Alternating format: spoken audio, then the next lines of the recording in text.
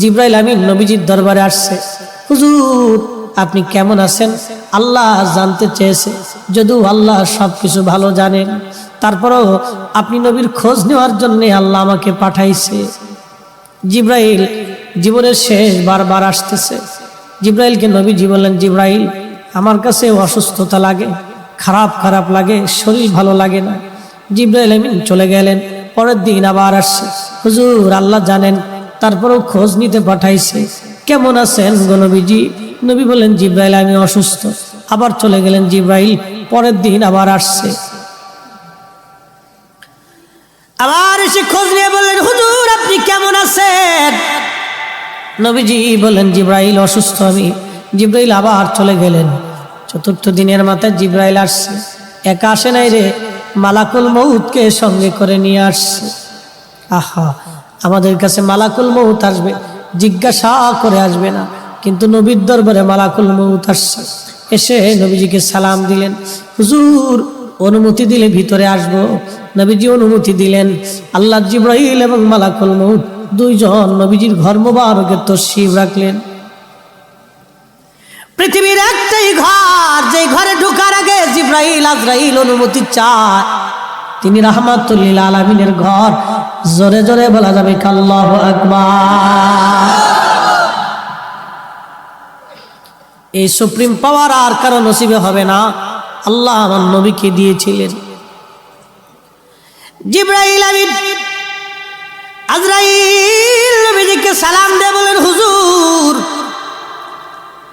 আল্লাহর পক্ষ থেকে আমি আজরাইলের উপরে নির্দেশ, আপনি যদি চান আমি জান কবজ করব, যদি না চান যতদিন ইচ্ছা আপনি পৃথিবীতে উম্মতের মধ্যে থাকবেন গো নবীজি, আপনার যতদিন ইচ্ছা থাকতে পারেন। যদি আপনি হুকুম দেন আমি আপনাকে আল্লাহর দরবারে নিয়ে চলে যাব। আল্লাহ আমাকে এই হুকুম প্রদান করে আপনি নবীর কাছে পাঠাইছে। ইয়া নবী আল্লাহ, অনুমতি যদি দেন, আপনার যেইভাবে অনুমতি হবে আমার হুকুম সেইভাবেই হয়েছে। হুজুর পৃথিবীতে এইভাবে কারো, আপনি নবীর আগে কারো অনুমতি হয় নাই, আপনি নবীর পরে এইভাবে কাউকে বলাও হবে না। ও নবীজি অনুমতি যদি দেন জান কবজ করব, যদি না দেন যতদিন মন চায় আপনি ততদিন পৃথিবীতে থাকবেন।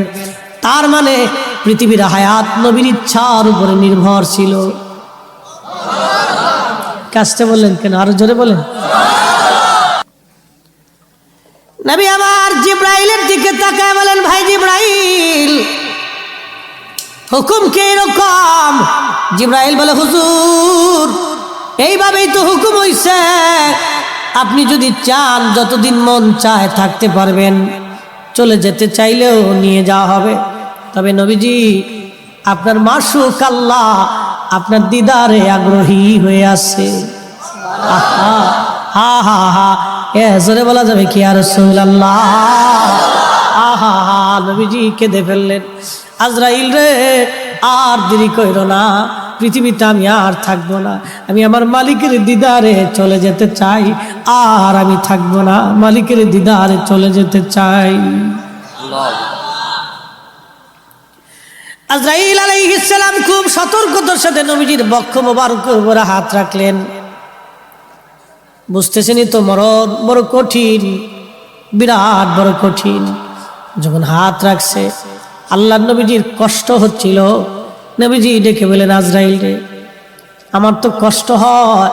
আজরাইল বলেন, হুজুর আল্লাহর পক্ষ থেকে আমার উপরে ফরমান, যদি আপনাকে কষ্ট দেয় আমি আজরাইলের জীবন বরবাদ হয়ে যাবে।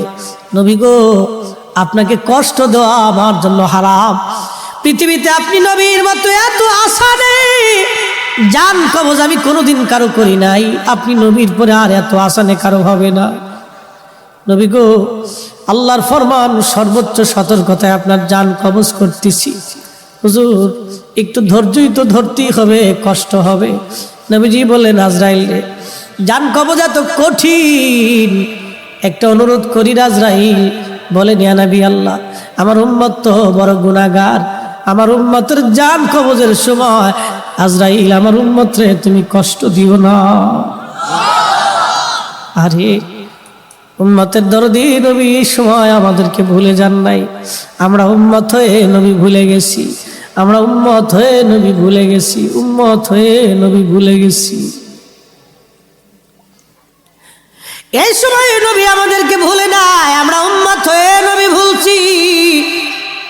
হায়রে কপাল পোড়া, উম্মত হয়ে নবী ভুলছি। বদনসিব, আমাদের বদনসিব, কপাল বড়ই মন্দ।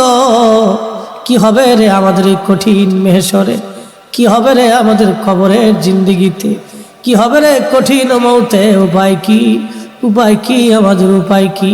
নবী ভুলে গেছি। আল্লাহর নবী কেঁদে ফেললেন, আজরাইল, আমার উম্মতের জান কবজের সময় তুমি আমার উম্মতকে কষ্ট দিও না। আজরাইল বলেন, ইয়া নবী আল্লাহ, নবী গো, আপনার উম্মতের জন্য একটা সুসংবাদ আছে। যদি আপনার উম্মত নেককার হয়, আপনার উম্মত যদি আমল সালেহ করে, ভালো আমল করে, হুজুর, একটা মার কোলের মধ্যে বাচ্চা যেইভাবে দুগ্ধ পান করতে করতে ঘুমায়া ঘুমায়া পড়ে, একটা মায়ের কোলের মধ্যে একটা বাচ্চা দুগ্ধ পান করতে করতে যেইভাবে ঘুমায় পড়ে, নবী গো, আপনার উম্মত নেককার হলে তার মরণটা এরকম হবে, মায়ের কোলের মধ্যে ঘুমাইবে, টের পাইবে না।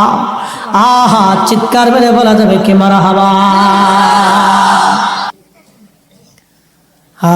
মৃত্যুটা বড় কঠিন। নবীজি একদিন বলতেছিলেন সাহাবীরা রে,